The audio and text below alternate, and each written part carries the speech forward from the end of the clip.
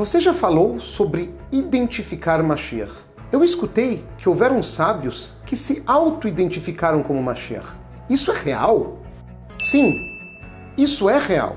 Por exemplo, no Tratado de Sanhedrin, Rav Nachman diz: se Mashiach está entre os vivos, Kegon Ana.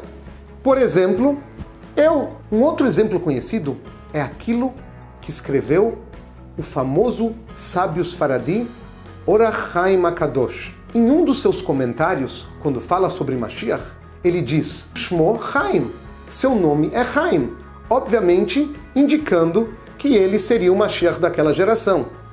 É interessante que houve alguém que não gostou muito dessa auto-identificação e quando ele imprimiu o livro com o comentário do Or HaChaim, ele apagou aquele comentário.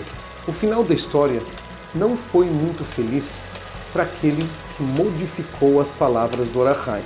E assim, outros sábios, cada um em sua geração, indicaram que naquela geração eles próprios seriam o Mashiach. Uma pergunta que alguns podem ter: não seria estranho um sábio se autodenominar Mashiach? A verdade é que não. Nós estamos acostumados que quando falamos de nós mesmos, existe aqui um ego. A gente está tentando se mostrar. Agora, quando falamos de tzadikim, de justos, a coisa não é assim. Eles têm uma missão. Eles precisam passar aquelas palavras para o povo.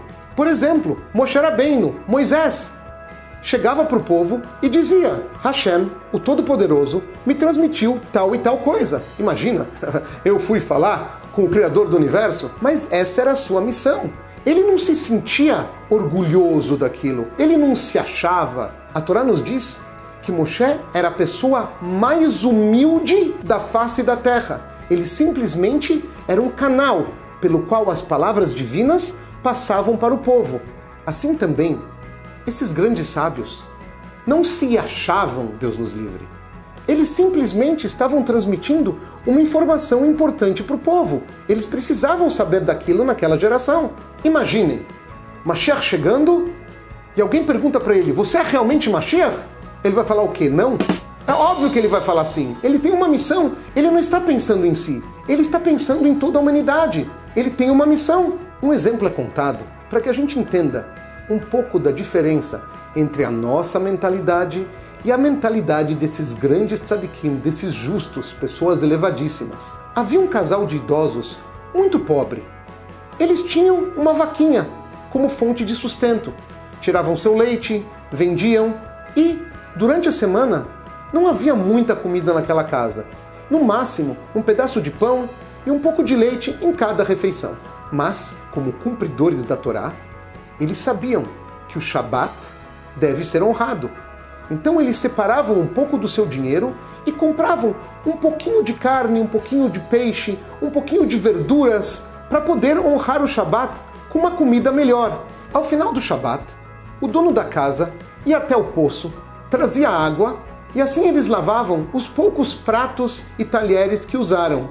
E, em vez de ir no poço pegar uma nova água para servir para a vaca, ele usava aquela mesma água que foi usada para limpar os pratos e levava até o curral. A vaca, quando experimentou aquela água toda suja pela primeira vez, ficou maravilhada. Uau!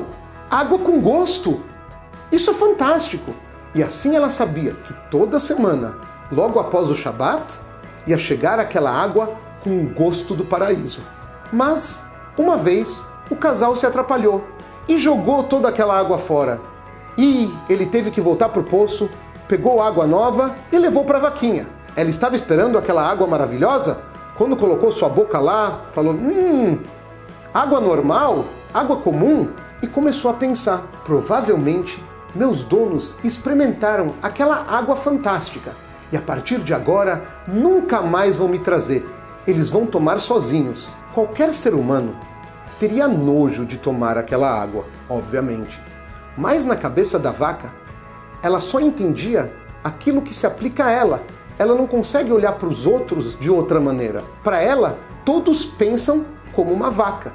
Ela tem certeza que o casal adorou aquela água suja.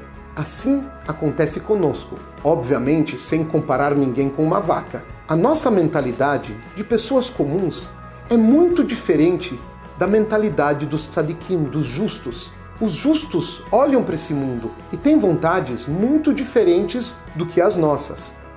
Quando um tzadik, quando um justo, afirma alguma coisa, não está falando isso porque se sente orgulhoso ou se acha. Está simplesmente transmitindo algo para o povo que ele acha muito importante, ou está fazendo isso porque essa é a missão que lhe foi dada lá de cima. Que possamos, de imediato, esticar nossa mão e dizer: vejam, Mashiach chegou! Não deixe para depois. Faça uma mitzvah, faça uma boa ação agora e vamos trazer Mashiach já! Você tem perguntas sobre a era messiânica? Sobre Mashiach, sobre a redenção? Mande pra gente!